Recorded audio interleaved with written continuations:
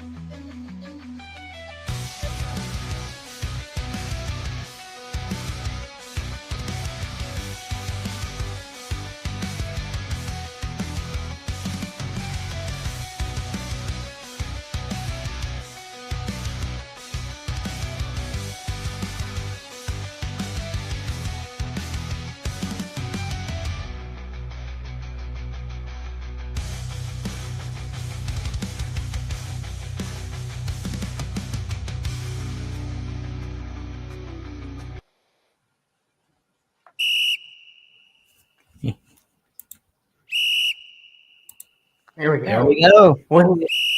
There we go. That whistle. You know what that whistle means? It's final whistle Mm-hmm. time on a late Saturday night of week 8, and we are here. We have been busy people making appearances. We're presence is wanted everywhere, but we are here right here and now, and we are here to celebrate. Me and Jackson have got some big celebrations, of course, with Louisville taking down Miami on a Friday night. And of course, Alabama smoking that cigar on the third Saturday in October. We're going to get into all that tonight, and we're going to talk about, of course, Penn State. How did they look with the new interim head coach? Is Indiana, did they fall? Of course, did Ohio State cover? We're going to go through all that and the Holy War, Jackson's favorite rivalry, Notre Dame SC, who won the final edition possibly for this year. Because they could be coming back. We don't know. But we're going to get into all that right here, right now, tonight. And of course, I could not do this without my Batman to my Robin, the person that makes it all go. Jackson Johnson, the Jacksonian. Jackson, how are you? And week 8 is in the We're books. doing all right.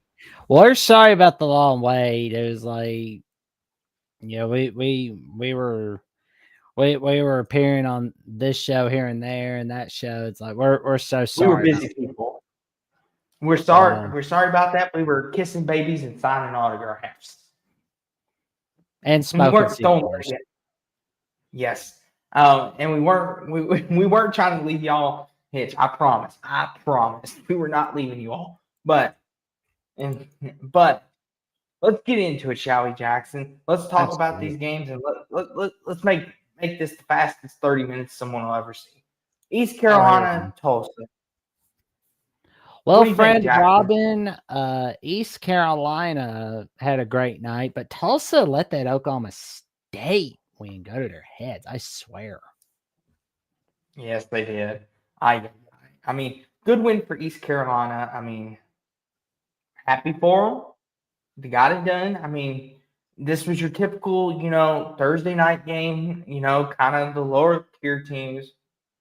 But it was a good win. Like, it's a good win. I mean, Jackson, anything else you want to say about this before we move on? No. Let's get to the Friday magic that happened. Yes. So we've got 2 games here. We'll start with, of course, the winners.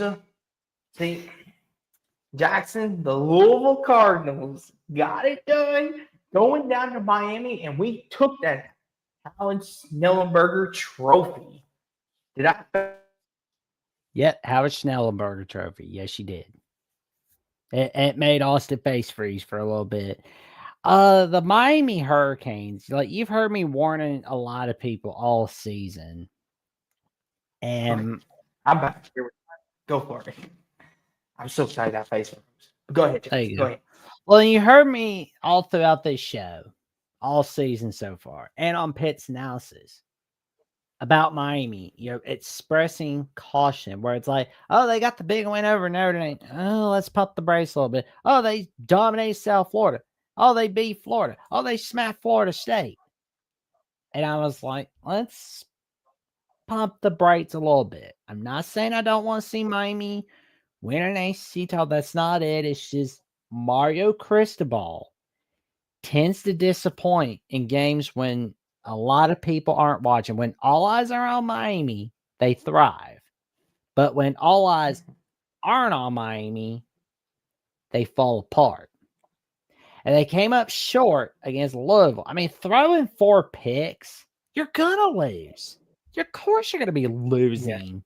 I mean, what you think was gonna happen? Do you think you were gonna get like a, you know, a cookie? Like, no, you threw 4 interceptions, my guy. But the Louisville Yes. Cardinals, they always have big moments like this when they go, and especially with Jeff Brom. We've seen it at Purdue. We saw it at Western Kentucky in his first season there. Black Friday against unbeaten Marshall. They defeat the Marshall Thundering Herd when no one's watching. In 2018, we saw Purdue upset Ohio State. 2021, they beat Michigan State, and I believe they beat Iowa. 2023, we see them defeating Notre Dame on Saturday night with Chris Fowler, Kirk Herbstreit on the call. Last season, they get their first ever win against the Clemson Tigers. And now this season, they are knocking Miami off the top of the ACC for now. That's the thing about Miami is like when spotlight isn't on them, they fall apart. But Louisville, Yes. they thrive when a lot of people aren't expecting to. But the question is, and we'll dive deep into it for pits and analysis for week 9. Yes. Because I'm going to be thinking about like Louisville, Boston College. I mean, even though nobody should be thinking about Boston College, it's just something weird tends to happen to Louisville week after. But maybe this year it's we'll not dive the case. in it. Because like We'll in the dive into meantime, more. buddy, you victory lap on this game, good buddy. Oh, yes, I'm going to. And listen, I know everyone's going to say, well, Austin, you picked Miami. I did. I'm going to be honest with you. I picked Miami. Yes. I'm going to own it. I picked Miami. Yes. Absolutely. I picked Miami. But here's the thing, though. I picked Miami, and I'll own up to it. But here's the thing, though. I always knew in my heart of hearts, deep down, I knew we could win this football game. I knew we could do it. As much as I was trying to be unbiased and make a fair pick. And you know what? Sometimes you got to be a little biased in this business. And next time, I'm going to be a little biased. I'm going to be, yes, I betrayed my own team, but I was trying to be biased because I didn't want to be called a homer. But that's okay. Because I say we, even though I wasn't on the field, but as a team, we did something not a lot of people thought could be done. We beat number 2 Miami. If you were to pick out the team that would have lost, Miami would have lost to. Louisville would have not been high on that list. You would have thought maybe Florida State or SMU, one of those teams. And I'm so very proud of this team. We could have easily folded up camp after that heartbreaking Virginia loss in overtime at home, but we didn't. Jeff Brom had his boys ready to play. And for everyone that disrespects Ron English, our defensive coordinator, and I have at times too, they need to recognize Jeff Brom and Ron English when it comes to these big games, when it comes to these big moments, they dial it up when it counts the most. I'm so proud of the guys. I'm so happy that we got this victory. And Jackson, like I was telling you, I was on cloud 9 after that victory. 4 picks. The defense is balling. This has been one of the most joyous games in my life as a Louisville fan. But nothing will beat last year. Nothing will beat last year against Clemson, though. That one was pretty special. And I needed this victory at the right time. I'm just so happy and so thankful we got it. And I'm very blessed and appreciative that Louisville got it done. And I will always love my team. But Jackson, the real question is, where does Miami go from here? Well, because Jackson, I know a lot of our chat members here who've been here since day one with us, since we began this season, have been trying to tell you Miami could win the national championship and all that.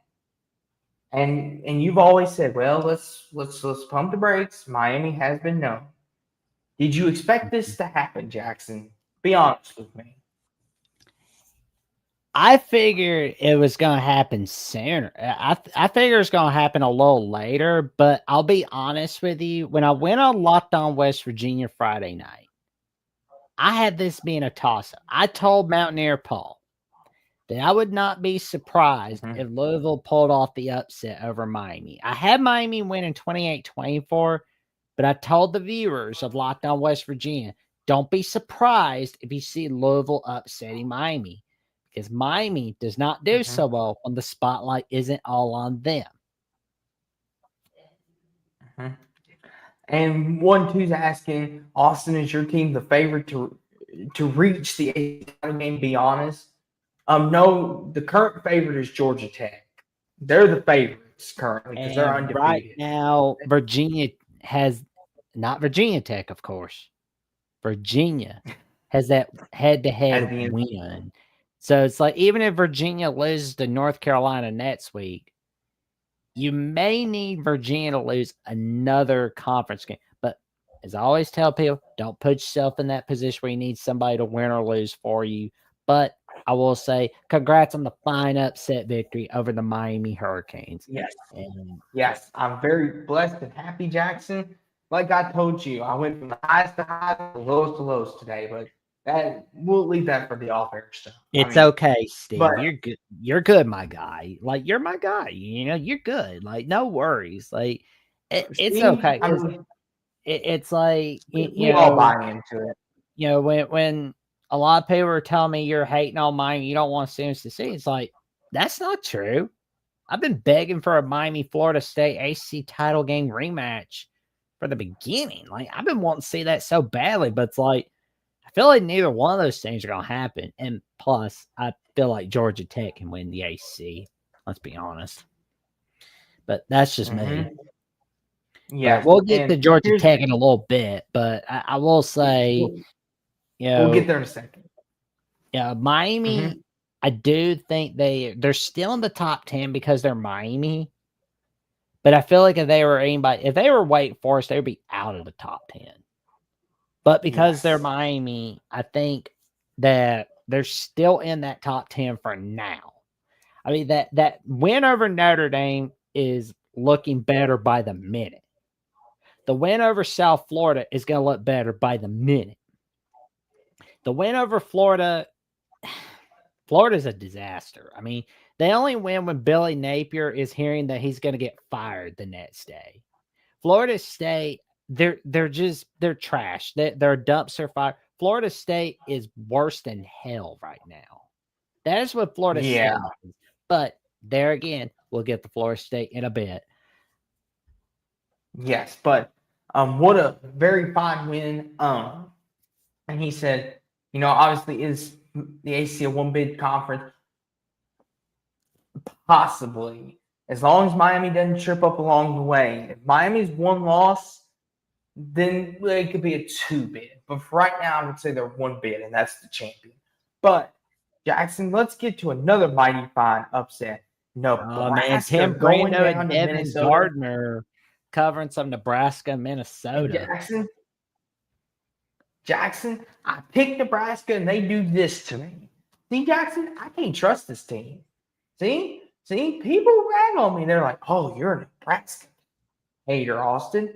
They consistently do this to me. I mean, Jackson, you try to convince me and say, Mr. Matt Rose got this going under control. Does that look under control to you, good buddy? I'm going to have a vending session but with this. Here's the thing, though. You're at freaking Minnesota. So, of course, you're going to lose at Minnesota. And Minnesota's another team that's just like figuring out who they are. I mean, it's like they always do this.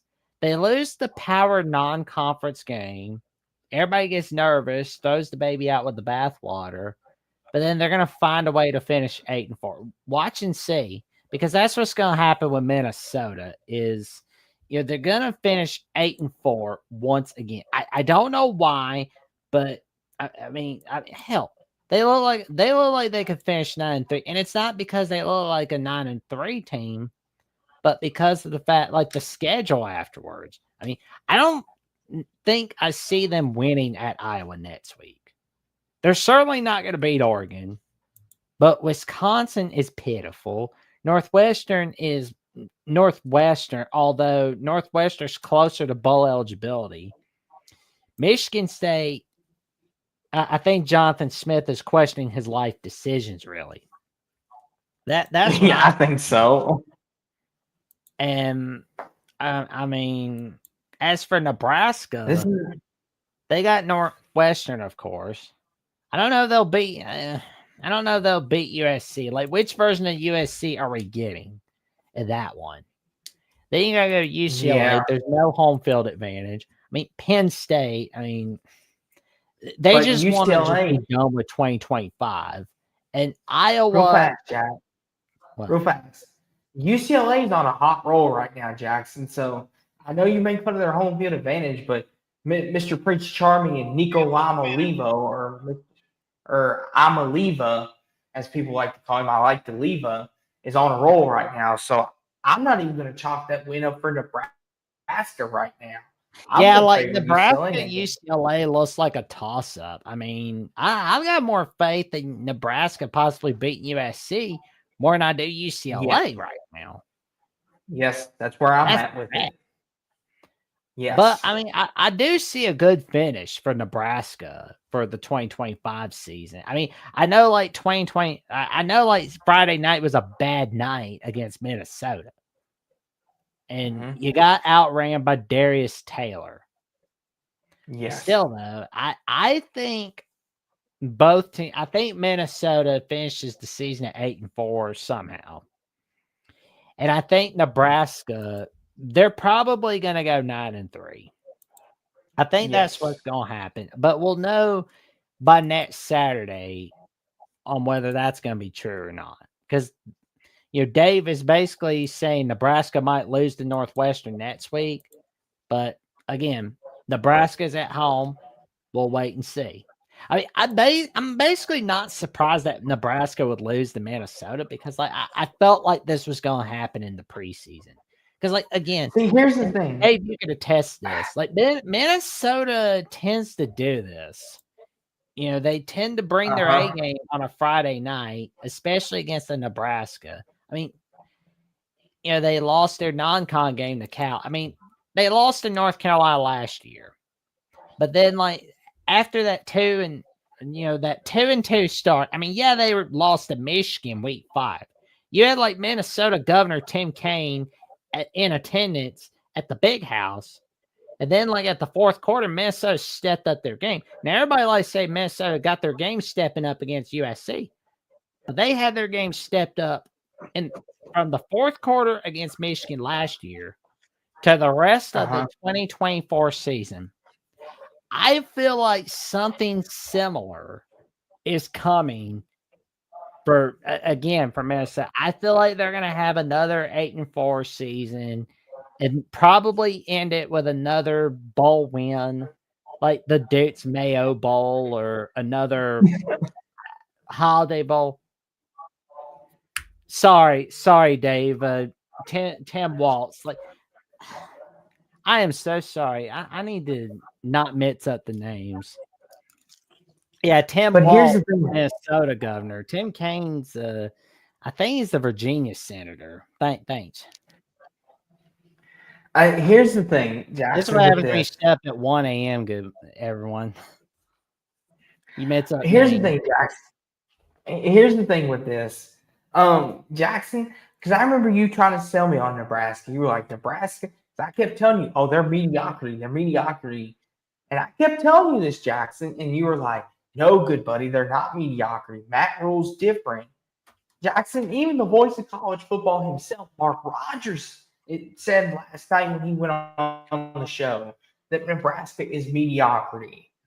Like, listen, Jackson, I tried to believe you. I picked Nebraska. I wanted to have faith, but they do this to you. They look like this in a game where the whole world is watching them. They're ranked.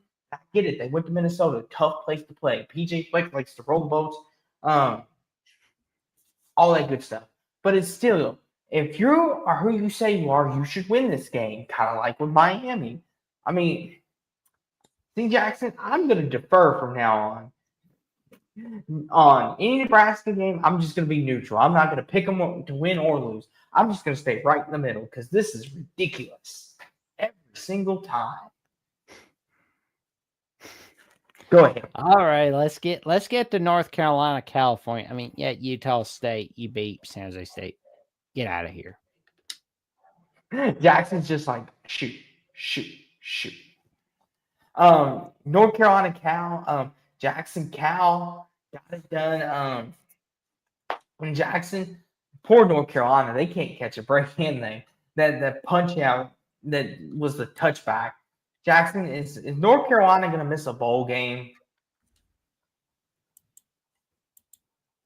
Looks that way to me. Aye. And yes, we see Skate Rat saying love for Heisman. Yes. He said Belichick is bad luck. I'm calling it. Yeah, I mean, he hasn't shown us anything otherwise. I mean, of course Dave would say this. Read that, Jackson. Let me see. Bill Belichick still has a hot girlfriend, won't win any games.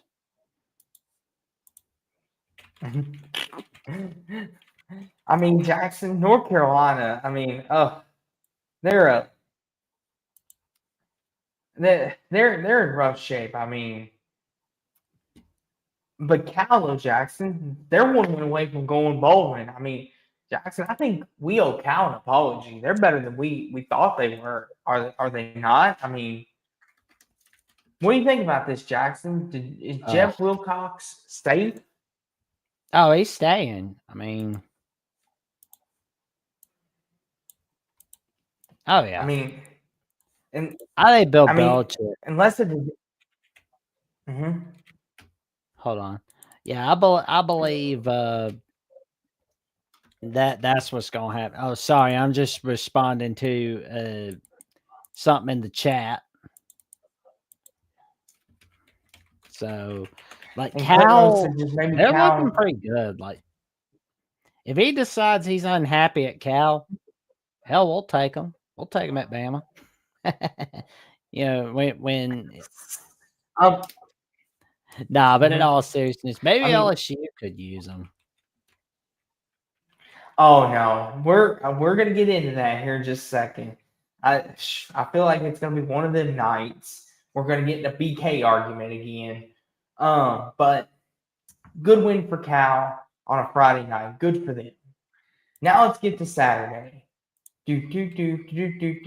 Oh, score updates. New Mexico's currently up by 2 over Nevada. New Mexico. Oh my gosh, Jackson. Is Oregon State really? Oh man. Well, no, I think you gotta update score, good buddy. Because I think those games are let me already hit the refresh. You gotta refresh them. Hold on, let me hit the old refreshy. It happens. Reload. Here we go. What in the world? Okay, here we go. Here we go. We'll start going down this way.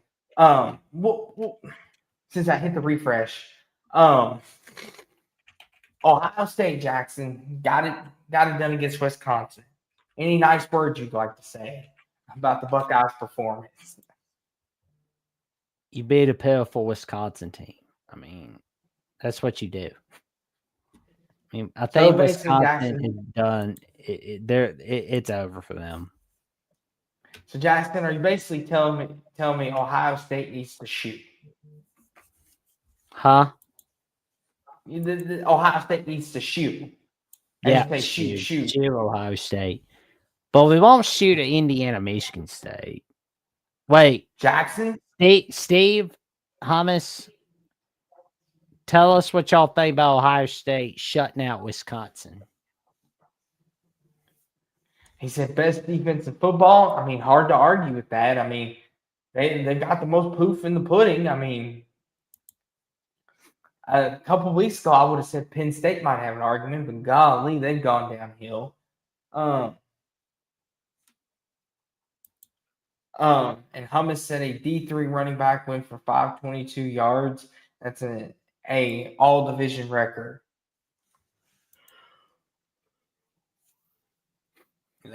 I mean, You're welcome, Hummus. I do my best to keep you updated on certain stuff. But skate rats like you, Jackson. He's like, Ohio State did what they had to do. What can we say? well, I have a feeling Brad mean, Nessler and Gary Danielson were not happy about covering this game. Like, it nothing against no, the game itself, but it's just Wisconsin's like, Luke Fickle's getting fired, but I feel like he's gonna get, like, we know he's gonna get another job. It's just he's in a bad situation, honestly. But Steve is right. Jillian saying is elite. What is up, Randy Anderson? And a roll tide roll. You missed the cigar show on Alabama with the Voice of College Football, but yes. I'm not gonna like cigar smoker is fun for Alabama, Tennessee, but we'll get to that in a bit. Indiana just obliterated, annihilated Michigan State. I mean, Jackson, Indiana didn't let the Oregon win get to their head. It was a good football win. I mean, Jackson, Michigan State. Jonathan Smith. I bet he's thinking like, why did I choose this job? Poor Jonathan Smith. I mean, Michigan State. I mean, Jackson. He started off so good too. That was the thing. Like Michigan State had so much promise. They were 3-0, I believe it was. They looked so good. And I thought, okay, maybe they'll go 6-6, 7-5, and they'll look good doing it. And it's just like, now they're starting to stink it up, and they got Big Brother coming to their backyard next Saturday night. I'm getting Luke Fickle vibes on Jonathan Smith at Michigan State, I feel like. Because, I mean, it's like the Oregon State situation so bad, he basically just took any job. He was like, okay, I'm getting out. And I think he rushed too quickly and going to Michigan State. He should have just waited it out for Washington. Just been like, you know what? We're finishing out the rest of the 2023 season at Corvallis. And afterwards, I'm going to see what happens there. And then Washington opens up with Kevin DeBoer leaving for Bama. He goes there. I think that's what should have happened personally. But, you know, what do I know? Texas A&M. Hold on. I got some things to say. See, Jackson things. See. I mean, gosh, Jackson. Anywho, Indiana good win, but for Michigan State though, Jackson, their defense. Fernando Mendoza. Awful. I'm ready for. Are you saying Mendoza for Heisman? Is that where you're going? Honestly, it could come down to Fernando, Ty Simpson, and Diego Pavia. And Jeremiah Love. I think Love made a good case with his run tonight. Yeah, I could see that, but my warning to Notre Dame, don't let Pitt kill your dreams, because Pitt will do that to you in their own backyard. Yes, Pitt is where dreams go to die. I know that all too well from a couple of years. I'm going to keep Jackson, don't even say it. I still have nightmares about that night. But you know where a dream didn't go to die, Jackson? Fayetteville, Arkansas. Well, maybe it did. Dreams never die in Fayetteville, Arkansas. I just think that dreams for Arkansas, they're just pipe dreams. Because you have they call it a pipe dream. They were never because you have to smoke you have to smoke too much weed to believe in it in the first place. Jackson, this was your classic Arkansas Texas A&M shootout. This is what this rivalry has always been. And Jackson, I think part of this was Arkansas's offense is really good, but I also think Texas A&M was looking ahead to next weekend and going to LSU. So, I mean, A&M's still undefeated, Jackson, and they're looking really, really, really, really, really good. But we're gonna see what they can do next week in Baton Rouge. If they can go to Baton Rouge and win, Mike Elko and them boys, woo-wee. I mean, Jackson, what have I always told you about Texas A&M when they hired Mike Elko? What did I tell you? Because They it's come to step it up. fruition. What Now about I do think that A&M's looking really good, no doubt. I mean, it's honestly, I hope that A&M will beat LSU in Death Valley next week. I really do. But they've not done that since they joined the SEC. That is the next test for Texas A&M. If they can do that, then it's really official that their shit is in order with Mike Elko. That it's really official. Jackson, because my biggest thing I said about Mike Elko is I could see A&M winning the SEC in 2 or 3 years. And Jackson, and you were like, it's still Texas A&M, good buddy. I think Mike Elko has washed away the Jimbo curse. I think that's gone now. Well, they beat Players LSU. respect him. If they beat LSU next Saturday, then that's official right there. Because, like, you want to know the last time they beat LSU in Baton Rouge? 1994, the year to go to the movies.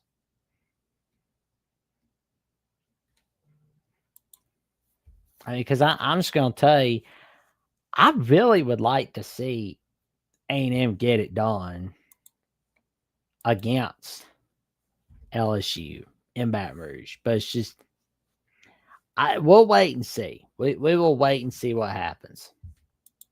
I'm just waiting and seeing. I'm, cautiously optimistic. I'm same way as I am, as I've been with Miami, as I am with Texas A&M. It's just that way. Okay, I think Austin got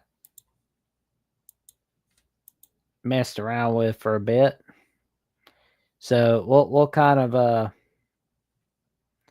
wait it out for Austin. So while we because like A&M Arkansas, like this is just another disappointing loss for the Arkansas Razorbacks. And to be quite frank, this is not a good year for Arkansas. I mean, I saw somebody saying today, well, earlier in the day, like Bobby Petrino's 4-0 against Texas A&M. He's so great on the Texas A&M Arkansas game. It's like, yeah, well, whatever. Yeah, but I know. We know. Yeah, he's a real Rockefeller. Okay, he's a real Rockefeller. But his time is up. I mean, he's not going to be next head coach of Arkansas. If he is, God rest their souls. Now, we're going to wait to cover the big games like Tennessee, Alabama, Ole Miss, Georgia, Texas Tech, Arizona State for Austin. We're going to wait on LSU, Vanderbilt for Austin, like just kind of like reconnect his internet. Because like that Kentucky internet is doing a mess around. I mean, we got some rainy weather over in Alabama right now. I hope there's not a storm going on where he's at. Oregon, my God. They beat the tar out of the Rutgers Scarlet Knights. They beat the tar out of them. I mean, they were so mad about getting beat like that by Indiana that they were just like, good grief. Like, oh my God. That was freaking rough. Like, oh my God. Had to make a switch. Here we are. There we go. I told the audience that we were going to wait for you on Alabama, Tennessee, and Ole Miss, Georgia, and LSU, Vandy. And I would just talk about Oregon beating the tar out of Rutgers until you got mad. Okay, here we go. Jackson, you're in charge now. This is daggum weather here. But, okay, where are we at? I'm here now. Well, we talked about how pitiful Arkansas is and how they always come up short this season. And like you said, and how impressed we are with Texas A&M. Yeah, and again, I'm just like I want to see A&M beat LSU. I want to see Brian Kelly throw his little hissy fit on the press conference. That's what I want to see him do. I want to see Brian Kelly have that little hissy fit so bad. Jackson, what is it with you and this BK slander? Why do you always want to see Brian Kelly in a bad mood, good buddy? Why don't you ever want to see him? He talks too much. That's the thing, though. Jackson, you should be happy for BK. All right, man. But yes, Georgia Ole Miss. Oh my god! I think he would scare the little kids if he was on Nick Jr. Oh Lord. Anyway. The Ole Miss Rebels and Georgia Bulldogs. You want to talk about that game for a little bit? Yes, real fast. Jackson, Ole Miss cannot beat Georgia in Athens. They just can't do it. For whatever reason, they can't do it. And me and you even said this on Picks and Analysis Wednesday night. We both thought Ole Miss had a shot, but we both knew Lane Kiffin was going to come up short once again in this game. And he did it again. Jackson, I mean, they looked really good. Both teams looked good. Both offenses had their moments, but Georgia just made the stops when it needed to happen, and they figured out Ole Miss. And once again, Lane Kiffin came up short in this game. And now they got Oklahoma next week in Norman, so we'll see how that goes. But here we are. I mean, Jackson, Georgia keeps winning. Like the title says, they keep finding ways, whether it's offensive shootouts, defensive shootouts, blocked field goals, referee debacles, they keep winning. And Jackson, it'd be one thing if they weren't winning and we could rag on them, but they keep winning, so we can't say nothing. No. And that's the thing, though, is, and get this, they beat the spread by half a point, I believe. Half a point. And that's the thing, though, you're not going to see the Ole Miss Rebels beat Georgia in Athens. They've not done that since 1996. Last time that happened, Hey Arnold first premiered on Nickelodeon. That's the last. And Bill Clinton was running for his second term against Bob Dole in the 1996 presidential election. And 1996 was also the first year we had overtime in the world of college football. But in the meantime, in the present day, the Ole Miss Rebels lose another big one in the world of college football. Mm-hmm. They always come up short in the big ones. They always do. And as for the Georgia Bulldogs, they win another big one as they rest up next week for the Florida Gators for the world's largest outdoor cocktail party. Georgia Jackson, Gunnar Stockton, he's proven a lot of his doubters wrong. He keeps making the plays. Jackson, that's the thing. Just when you think Mr. Stockton's out of it, he's in it. He keeps making throw after throw after throw. Jackson, we need to give Mr. Stockton a little more love. I think he's a really good quarterback, and he's honestly, Jackson, the reason why Georgia's winning a lot of these games, in my opinion. I think he's a big reason why. Whether we want to admit it or not, he's a big reason why. But as for Ole Miss, Jackson, they can't hold their head too much because they got Oklahoma next week, and Georgia gets to rest up. So, but let's talk about your game, good buddy. That was a huge one there. Jackson, take your moment to celebrate since you gave me mine. How was that victory, cigar? And take it away, good buddy. This is your moment. Well, I will say, don't smoke cigars every day. Only do it when your team wins in the third Saturday in October. But in all seriousness, though, Xavier Brown, when he returned that pick six, had the second. Oh, here we go. That's okay. There we go. Honestly, it was huge.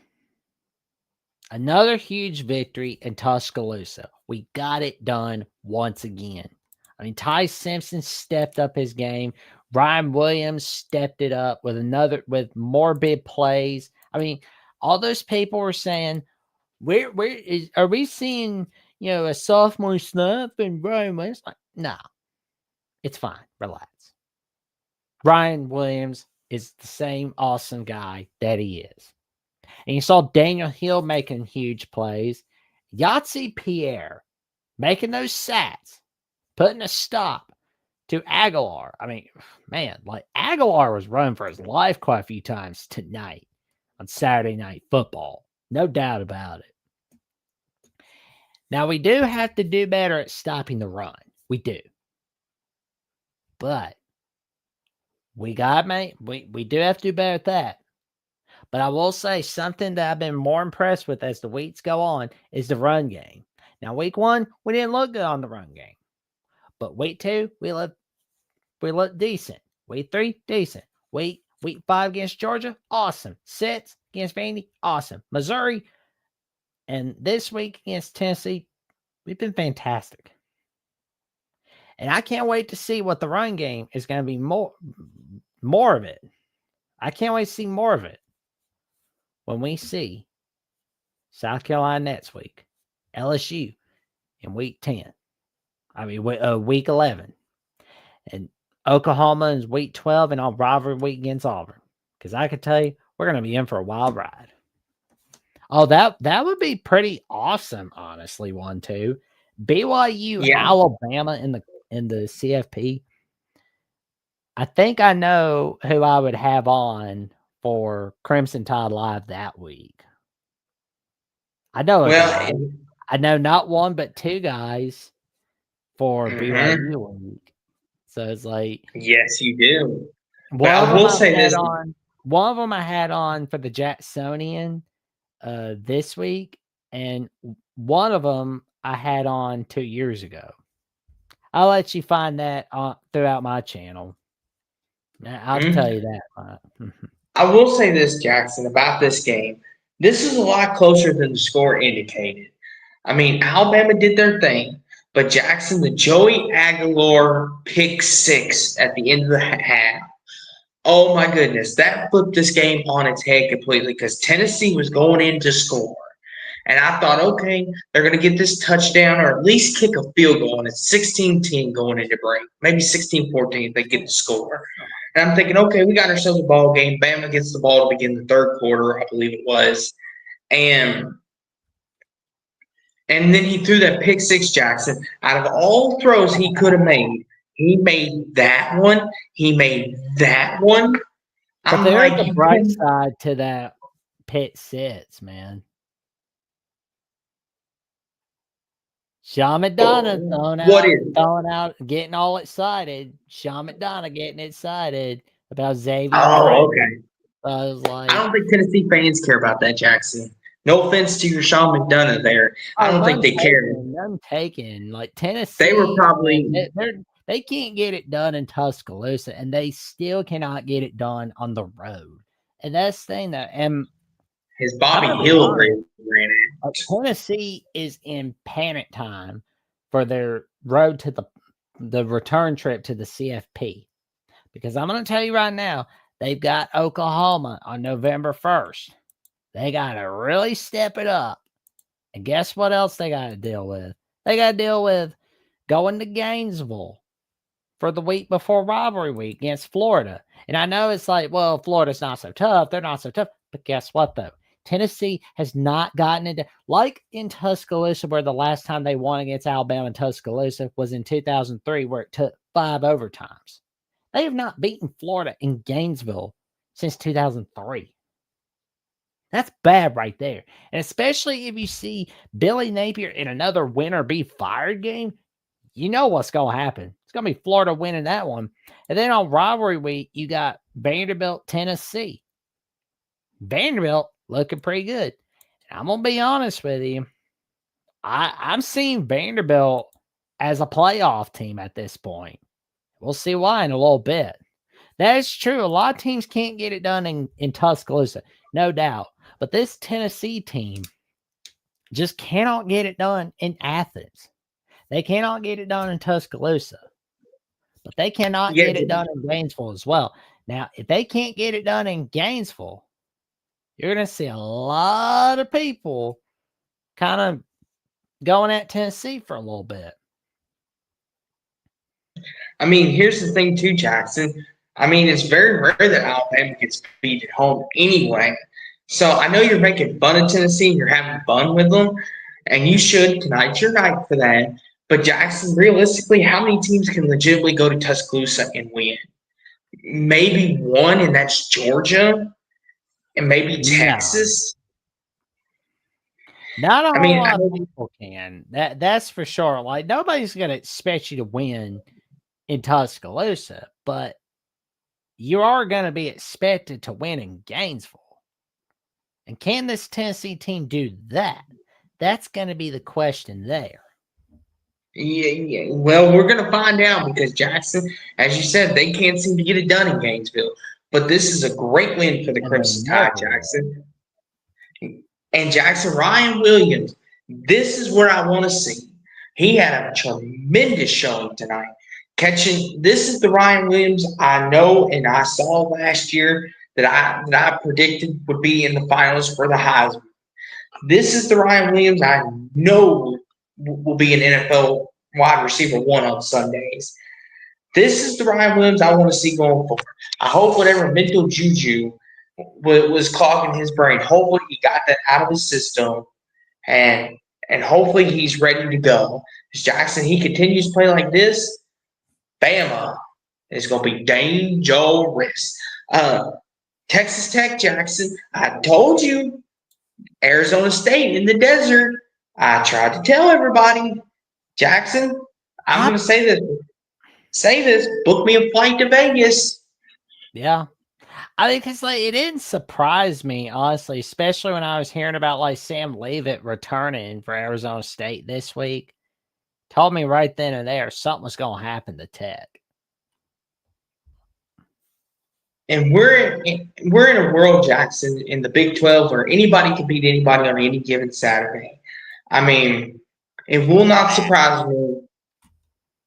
Like I said, that's why I thought Arizona State could win this game. Why I picked them. It was in Tempe.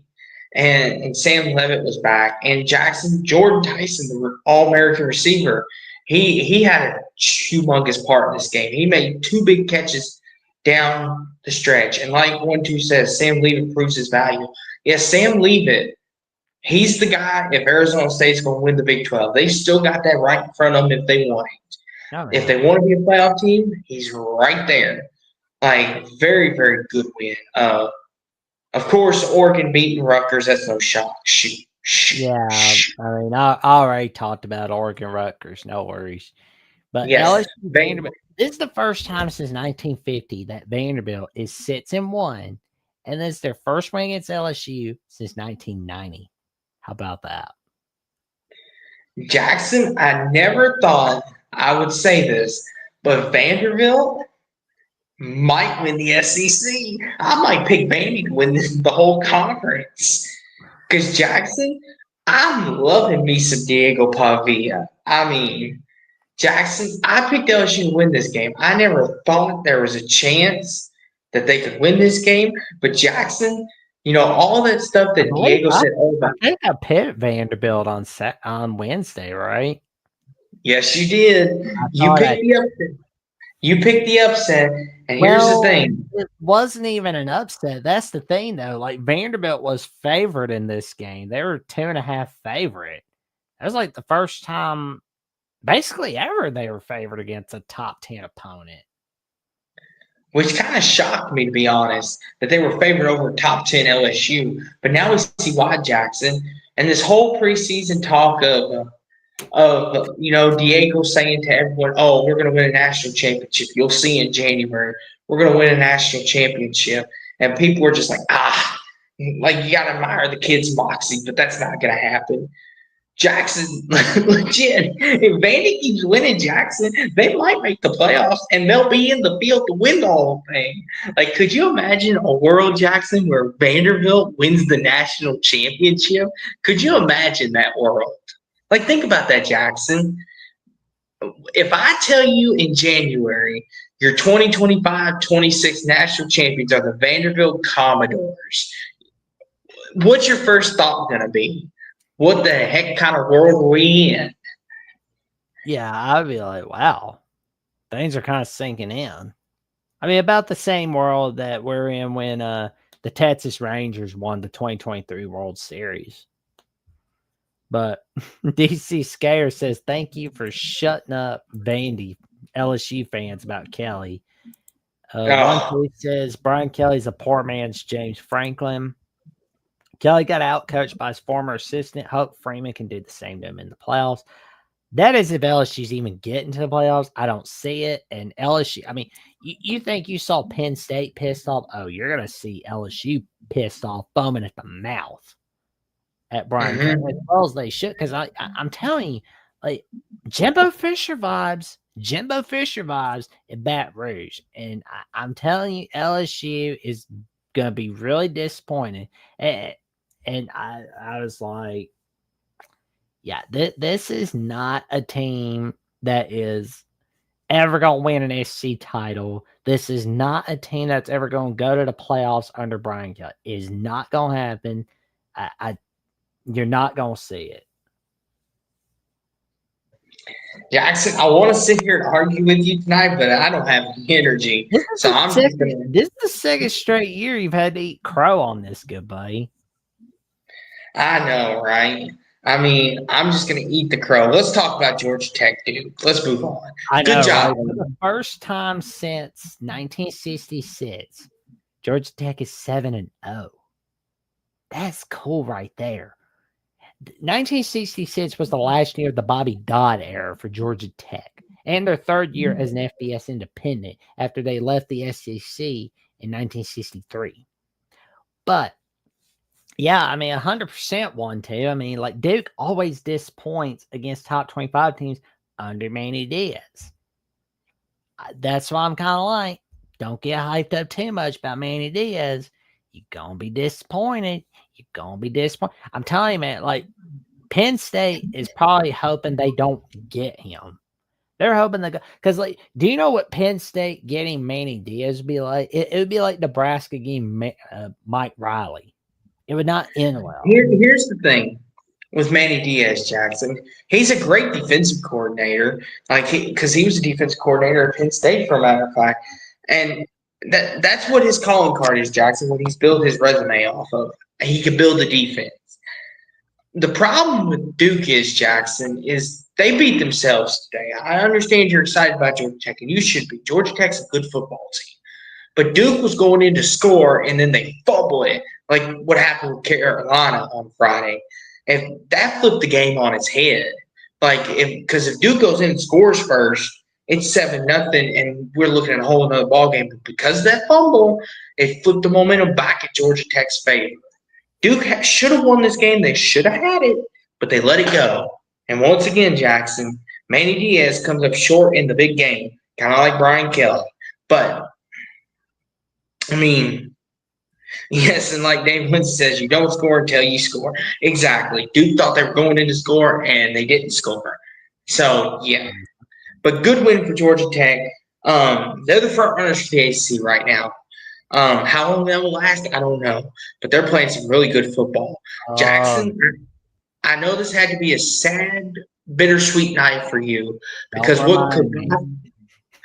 what could possibly be the final USC Notre Dame game for it is not for 2020 final edition. Are you putting it out in the world, That's Jackson? Negative energy, my guy. I will not let you spread negative energy on the rivalry of Notre Dame USC. We can't sit here and soak in what you can't soak on what will not be, good buddy. You have to focus your energy on something positive that you know, and we don't know about this. Well, the Notre Dame USC rivalry is the definition of positivity, especially for the world of college football. And we saw a lot of that tonight from Jeremiah Love. We saw that from Price. And I'm just like, we see that from Notre Dame. I mean, they brought that magic. They basically chewed up USC tonight. and it's like, oh man. See, Jackson, 1-2 says I think Notre Dame really likes losing early and running the table. Not my favorite strategy. Jackson, this is the thing. Why do I get the sense that they're repeating what they did last year? They lose the early game and then they're going to win the rest of the way. Because Jackson, their defense looked pitiful for the first 4 weeks, maybe 5, you could say, of the season. And now their defense looks like, okay, looks competent again. I mean, like, what is this, Jackson? What does Notre Dame want to be? Like, do they want to be a national championship contender or not? Like, what do you want to be, Notre Dame? And I mean, here's the thing, too, Jackson. Did you see the C.J. Carr interception? Did you see that? Mm-hmm. That was a stupid throw. Why would you throw that? Throw the dang ball out of bounds and take your. Oh yeah, and I'm gonna tell you what's gonna happen with this administration, USC, and you may not want to hear this, but if USC getting rid of this rivalry with Notre Dame doesn't do anything for their playoff hopes, guess who's gonna be on the hot seat? Not just Lincoln Riley, but Jen Cohen. Because they're going to be like, okay, well, we got rid of this 100-year tradition for you guys. Now deliver. Now deliver on that result. And USC doesn't deliver. They still go 9-3. They still go 8-4. What's going to happen? Because you piss off the world of college football for nothing. You don't even go to the playoffs. Like next season. You're really going to make everybody mad at you. And you're going to be like, wait a minute. We got rid of this game. We got rid of this annual game so that we could get into the playoffs. And we hadn't done a single thing. Oh, we won our easy non-con games, but we can't beat Ohio State. Yeah, we had a great night against Michigan that one year. But you can't beat Oregon.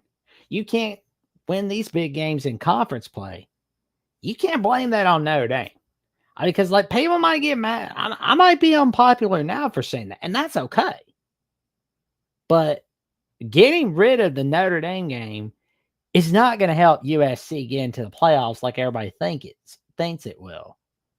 And yeah, it's like, and the other night when I was kind of going at Lincoln Riley for avoiding tough games and tough competition, like he did by not going to Florida or LSU when he said, oh, I'm not going anywhere. Oh, I'm not leaving for the SC, but then he leaves for USC. Guess what happens? He hasn't gotten USC to a single playoff bid.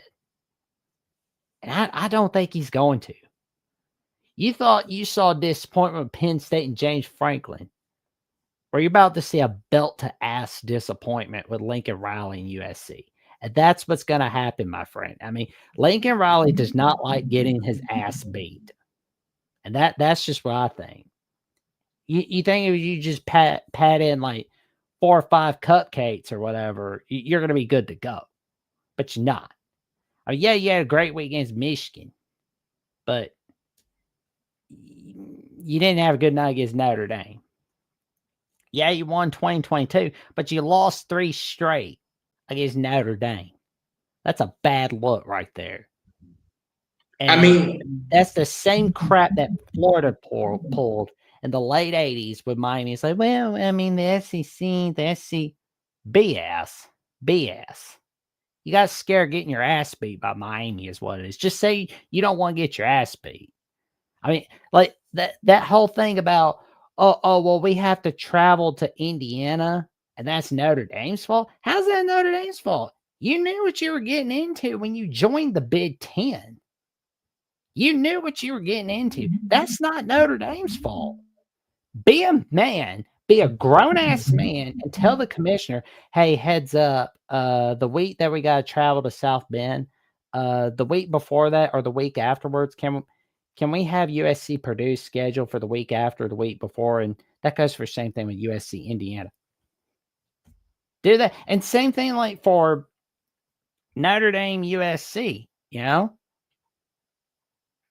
Make it easier on yourself. Like, plan these things. Be a man.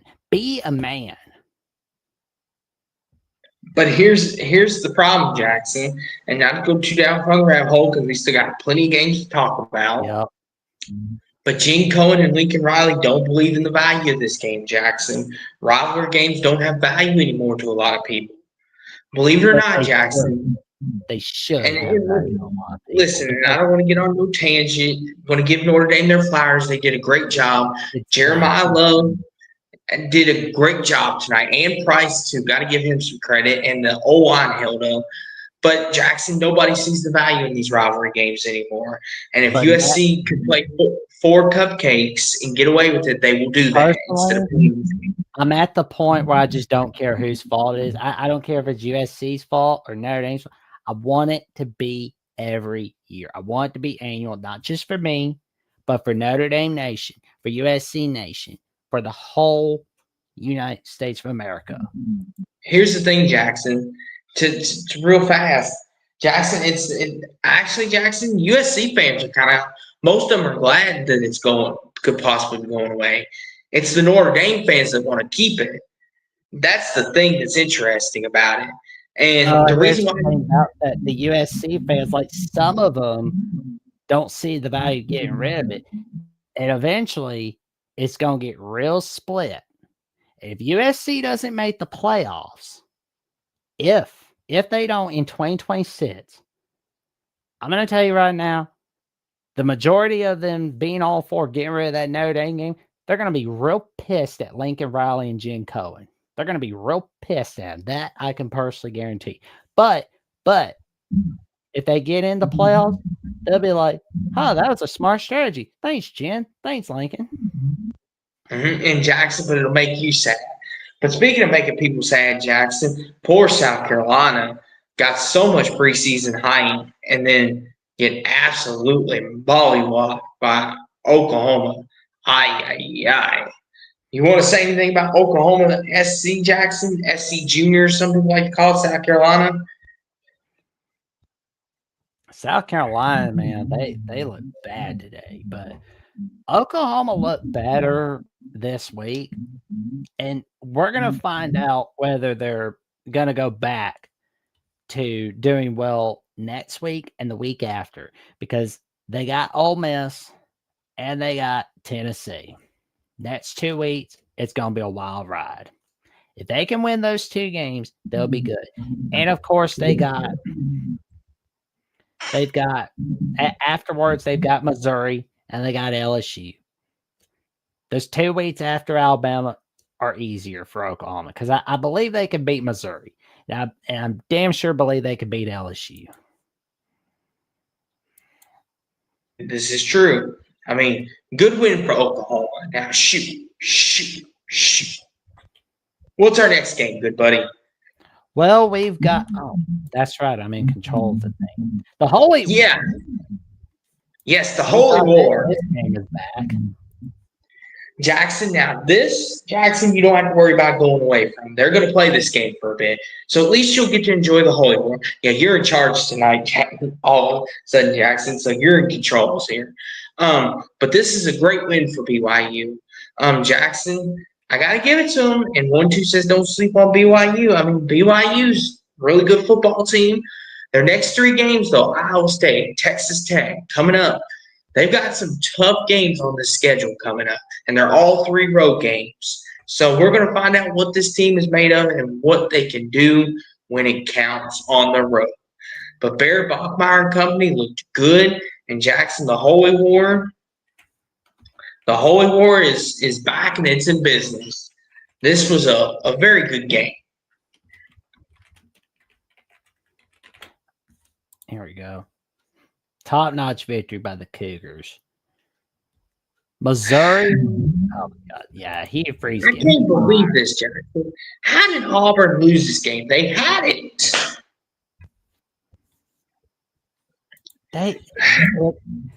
Don't pin your hopes on Auburn winning a top 25 game. They blow it all the time. But Jackson, don't figure you're in the top 25. Auburn likes to play those type games. Hugh Freeze gets his guys ready to play. They suck today. Anywho, I That's digress. why we say Auburn sucks down here.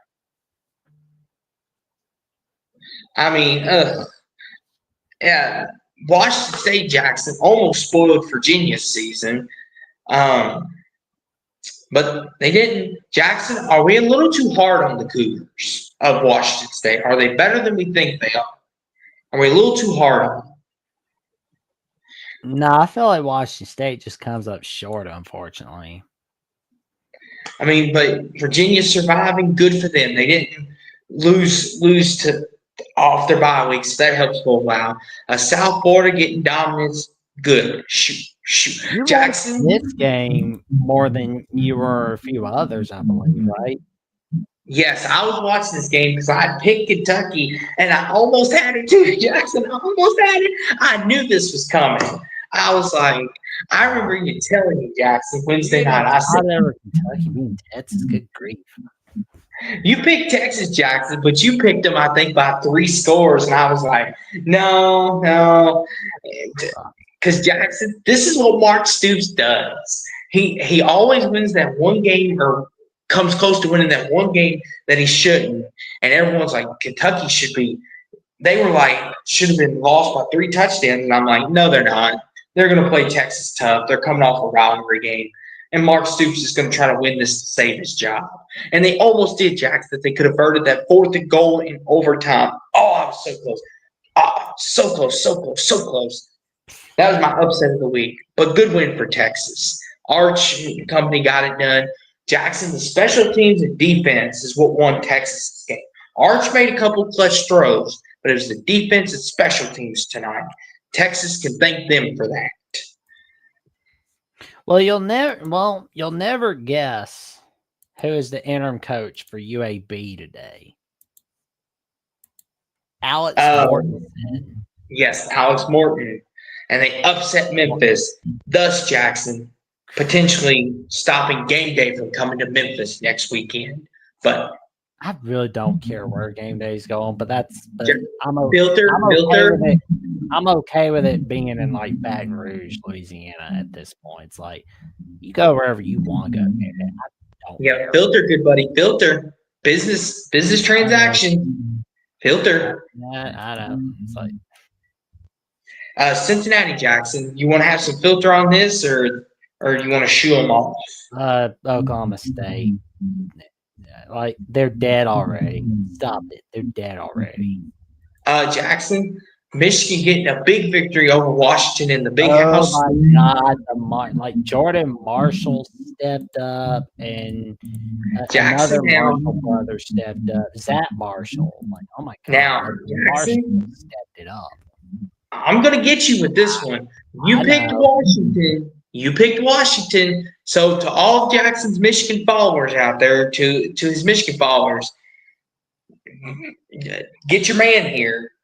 Jackson picked against you. I picked Michigan. I took my medicine on the Michigan show. So it's like no worries. Okay. But good win for Michigan. Defense stepped up, and Andrew Marsh is coming along. Oh gosh. Boston College is a dummy. Why do I feel like they're gonna play like crap against UConn and then bring their A game against Louisville? Like why am I getting that sense? Jackson, don't be surprised if it's like tied at 27 with 2 minutes to go in the 4th quarter. Don't be shocked. Dude, it's gonna happen. Jackson, it's gonna happen. It's just the circle of life with Jeff Brom. It's gonna happen. I guarantee it. And I'm gonna be sitting here biting my fingernails off, hoping we don't blow it. Houston, Jackson, Mr. Fritz got it going against Arizona. Good win.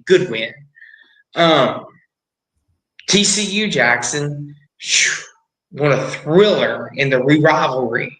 But Dave Miranda back on the hot seat again, possibly, maybe. Yeah, we'll see. But a crazy finish over in New Orleans for Tulane Army. Did you catch that wild touchdown? Yes. Whoa. That was a crazy. Tulane's making a case for why they should be the Group of 5 champion that represents in the playoffs. But good win. Central Michigan, Dave's Chippewas did good. UCF This got was to win. hell for West Virginia. I mean, they're beat up by injuries, man. I think they're just like, let's get 2025 over with and build momentum for 2026. I mean, this does not look like a team that will get another win on their schedule, but I feel like somehow they're going to get a win somewhere, and then we're going to see 2026 be a magical turnaround. Because, I mean, this is why I've said I've locked on West Virginia. 2023 Arizona State, god-awful, pitiful season, right? 1 year later, Arizona State's winning the Big 12 in their first year. 2024 Houston, god-awful, pitiful season. Look at Houston this year. Impressive resume so far, 6-1. Who knows if they'll go to the Big 12 title or not? Not saying they will, but I'm saying they could be playing for a shot. I feel like the same thing could be happening in West Virginia, but that's just me. As for Central Florida, top-notch victory for the Golden Knights. Yes, this is pitiful. Shoot. Toledo won. Good for them. Shoo. Mr. Controls here. Buffalo won. Good for them. Oh my God, like Buffalo had a crazy. Like, do you know how that happened with Buffalo, Massachusetts? I don't care, Jackson. Shoot. Well, usually I'd agree with you, but in this case, I'll make an exception. It was like less than 50 seconds left. Buffalo threw an interception and game over, right? But somebody forgot to tell that to Buffalo because they still had 3 timeouts remaining. Put a stop to them. Let me go ahead and tell you how this happened. Let's give a play-by-play. So interception, right? Game over. 59 seconds.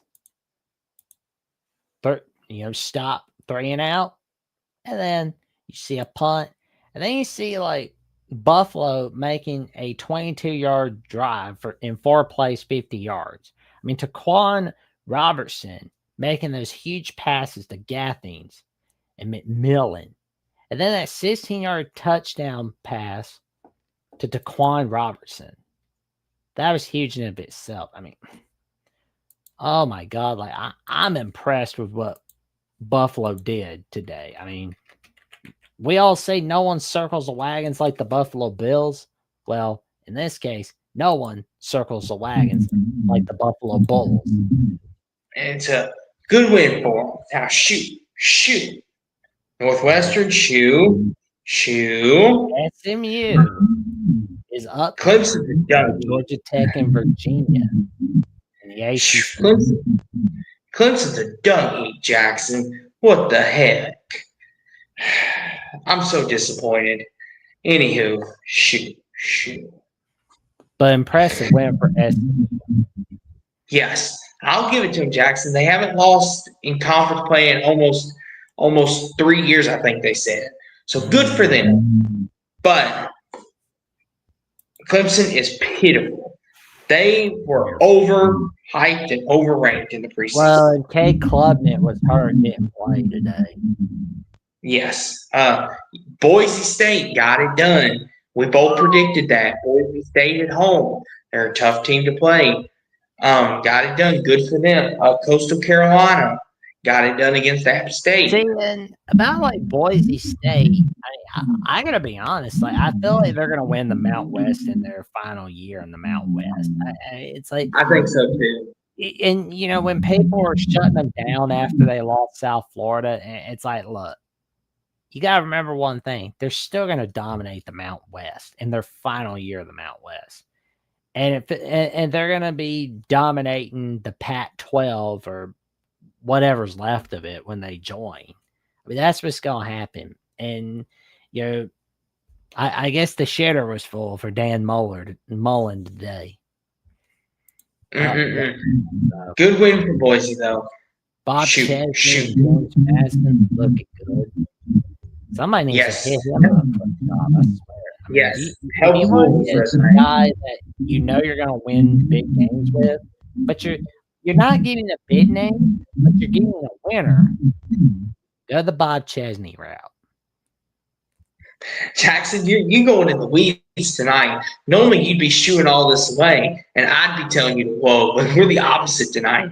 I'm over here shooing, and you're like, no, There's a no. lot of coaching candidates. There's a lot of coaching candidates. Marshall, 2 overtime win. Temple dominates Charlotte.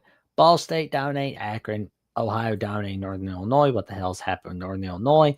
Okay, another win or be fired game. All we heard was Billy Napier's going to get fired. He's going to get fired. He needs to go. And then Florida wins once again. Why do I get this feeling? Florida is going to win out the rest of the regular season, and then Billy Napier is going to keep his job. That's what I feel like I'm seeing. I mean, they're one loss away from him getting fired, but then it's like, oh, well, we're going to win it out. We're going to win it out, ladies and gents. Because, I mean... Hey, Jackson, I picked Mississippi State, and I'm kind of glad I did because Florida won. I was like, watch this. I think I went with Florida on this one, right? Yes, you did, Jackson. You went Florida. I wanted to make sure my Gator magic hadn't run out. If B Bean's here, he was like, shoot, that means Florida's going to win. I did that on purpose. Reverse psychology, as you know, Jackson. No, it's just called Florida is in coach saving mode. Jackson, why do I got a feeling they're going to beat Georgia next weekend? Not well, week after that. A week after. Why not get that feeling? Because they're going to beat Georgia, and then Billy Napier's going to get all the flowers and be like, "Oh, we love you, Billy. We love you." Well, here's the thing, though. They can't win on the road. That's the thing. They can't win on the road. It's not on the road, though. It's in Jacksonville. They got to go to Ole Miss. But their remaining home games are Tennessee and Florida State. Florida State, complete total dog shit. Tennessee, they always win against Tennessee when it's in Gainesville.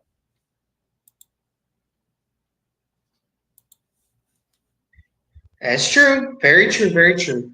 But good win. It's Penn State. Poor Penn State. Poor Penn State. And I predicted Penn State to win the national championship in the preseason. Oh, that aged like sour.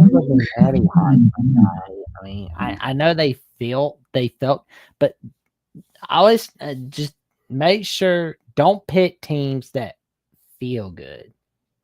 It's like thinking with your area. You got to think, don't think with a little head with someone else. You got to think with a big head, not with a little head.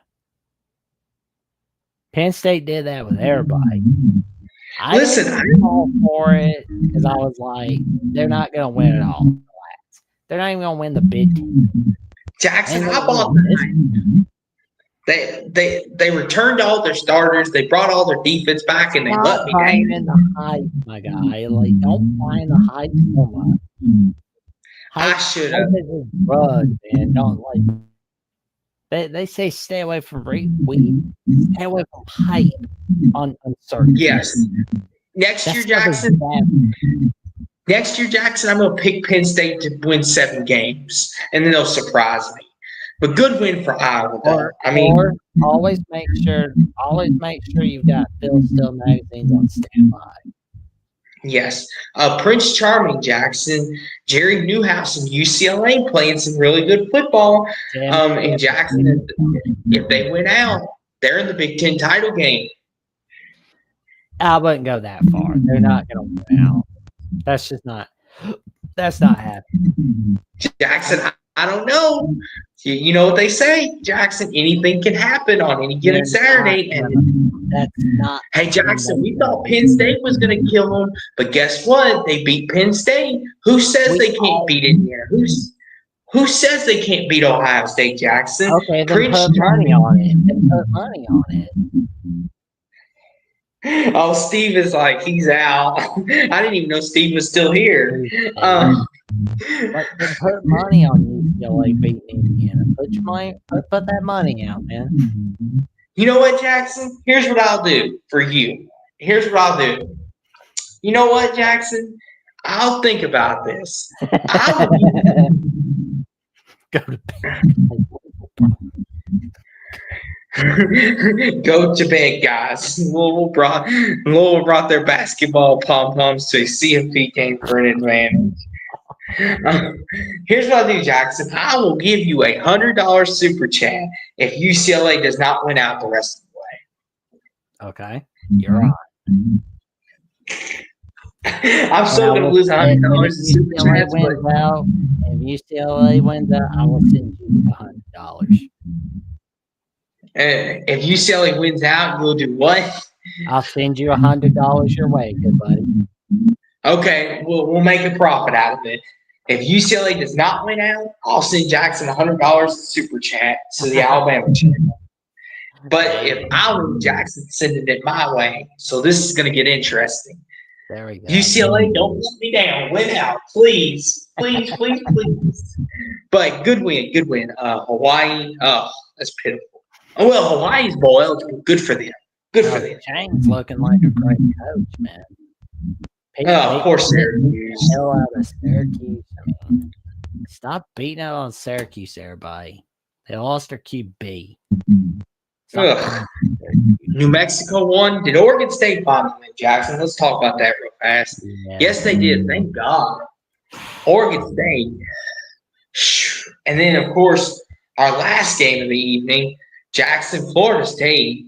Did someone forget to tell Florida State that beating Bama does not define the rest of your season? Did someone forget to tell them that? Obviously. I mean, Jesus, they still can't win a conference game. Their last conference win was against Cal on September 21st of 2024.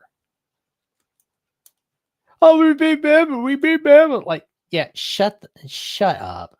Shut up. You can't even win a conference game.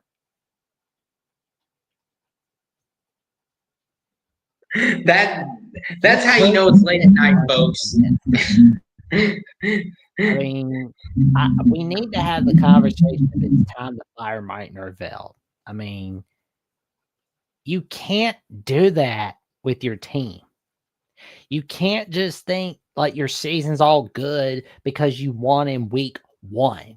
Okay? You don't do that. You don't do that. Oh, I get naughty. Don't you worry. I get naughty. I get naughty, Blake. I yelled shut the fuck up at Florida State on After Dark last season after they beat Cal 14-9.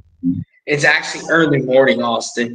Well, all right, whatever it is, okay, Steve. Listen, not everybody over there is on Buckeye time. Last play. Anybody see that last play? That was a wild finish.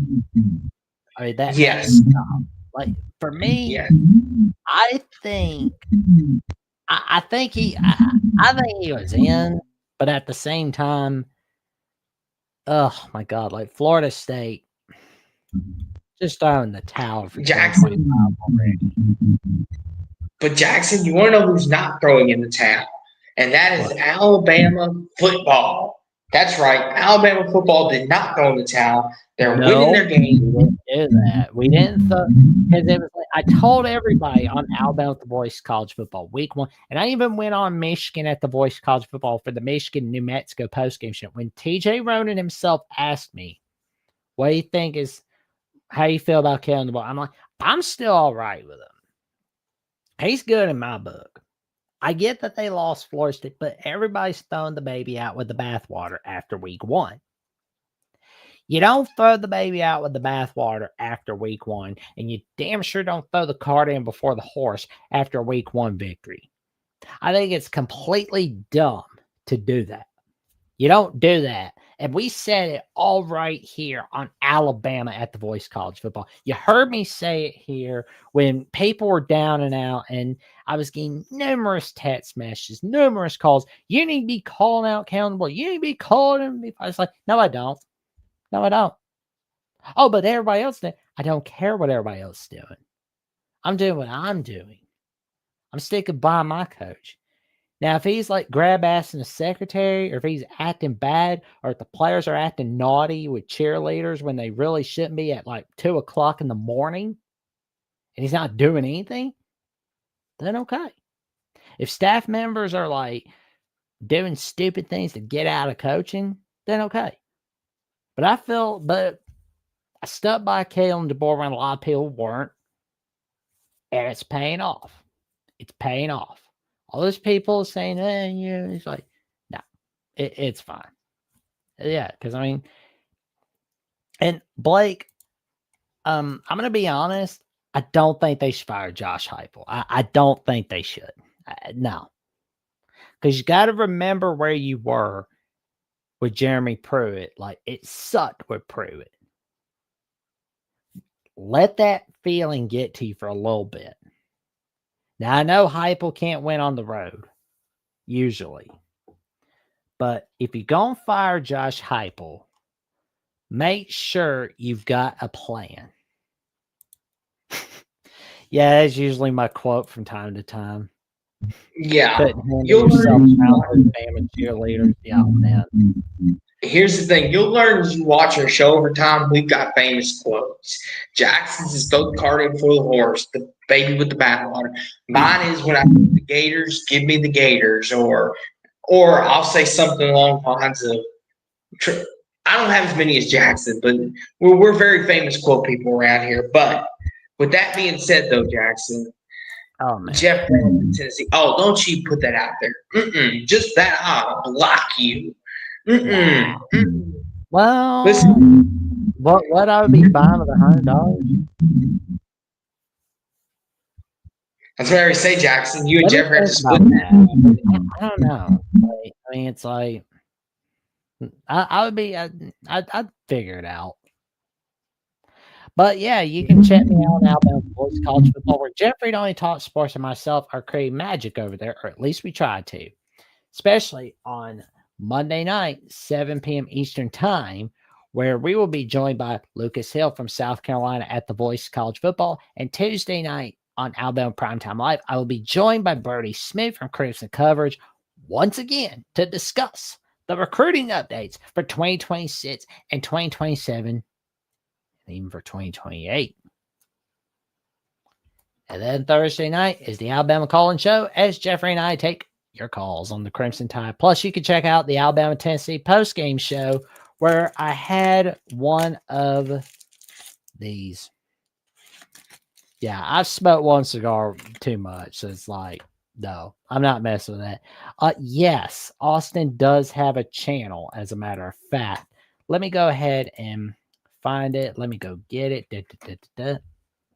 Yes. Actually, it's kind of funny. So normally we promote Jackson first, but here's my promotion. You can find me on YouTube at Sports Talk with Austin. You can find me on X's Twitter as well, where I do shorts and hang out here with Jackson on Wednesdays and Saturdays.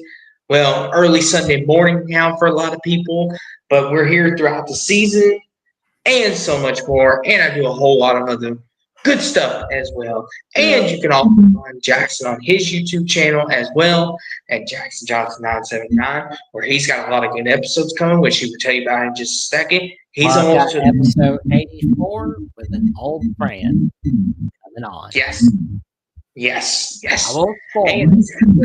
he's almost to 1,000 subscribers too, and I'm almost to 100. We're making progress on both ends. But go ahead. Let's get to know what you got cooking, Jackson. Well, we've got magic on the Jacksonian on Jackson Johnson 979, where I've got some magic episodes, including this week's with Nate Bomber Brown and Wild Ute, where we talked a little bit about the BYU-Utah rivalry, talked about keys to victory for both teams, and we even talked a little bit about Netflix getting involved in the world of college football, because Netflix now realizes they can't sell people with BoJack Horseman anymore. They can't sell people with Maury the Hormone Monster. I mean, because like that's not going to sell people. So what's going to sell people? Notre Dame, USC. And if they will do that, if they will do it like on Thanksgiving Day, if they will put it on LA on Thanksgiving Day in 2026, and then like have it on Thanksgiving Day on rivalry week on an annual basis, you'll have it. You'll be beating Peacock. Here's the thing. I can personally guarantee you'll have Disney by the rear. I get where you're going with that, Jackson. Real fast, I want to interject on that. the NFL, that's their day. Thanksgiving is their day. So that might. Thanksgiving is also a college football day. That's the thing, though. Yeah, but normally Jackson Roger Goodell won't take kindly to that disrespect. Just so you know. He's gonna be like, how Roger Goodell's a dumbass. He's like, oh, you want to counter program in Notre Dame USC? Okay, we'll have the Cowboys play the Eagles on Thanksgiving. Oh, we'll have Detroit play Green Bay, and then the nightcap we'll have the Chiefs and we'll have the Chiefs. Here's the thing, though. The Lions are always playing on Thanksgiving. The Cowboys are always playing on Thanksgiving. They don't usually play on nighttime at Thanksgiving. They always have some random two teams playing on Thursday night. So you just better hope it's not Patrick Mahomes and Lamar Jackson that night, Jackson, because I don't care. I don't care. You might lose the Ravens war or Josh Allen. I will flip between the NFL game and the college game. I will do that. I don't care. Put Notre Dame USC on Thanksgiving Netflix. Make this right. And some of those people that want to boycott Netflix, here's what I say. If Notre Dame USC is on rivalry week every year, will that sell you to Netflix? I mean, it sells me to Netflix. But for more updates on what I've got going on Alabama with the Voice of College Football, the Jacksonian, my appearances on Lockdown West Virginia with Mountaineer Paul on Jackson's World of College Football, and my once, twice week calls on the Paul Feinbaum Show, however long that's going to last.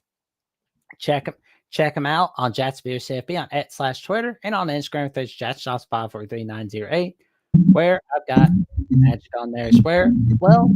And of course, that is where you will hear me hollering for Notre Dame USC to be annual. And you'll also be hearing me calling for that on Jackson Johnson 97 Blue Sky Social on Blue Sky, where some say the skies are blue, the skies are gray, the skies are okay. I say, but Jackson, week 8's in the books. We're halfway through the year, and it's on to week 9. And we will be back Wednesday night, of course, live right here at 11:15 Eastern, 10:15 Central. We will be back here to make our week 9 picks and so much more. But Jackson, it's hard to believe, but we're almost a conference championship week. Almost. We still got a lot of football left. Almost. But with that being said, though, Jackson, you know what time it is. Hit our like I'm Scott Cook on that fish, but no video whatsoever, and we'll be seeing y'all soon. Good night, everybody, or have a good morning, everybody.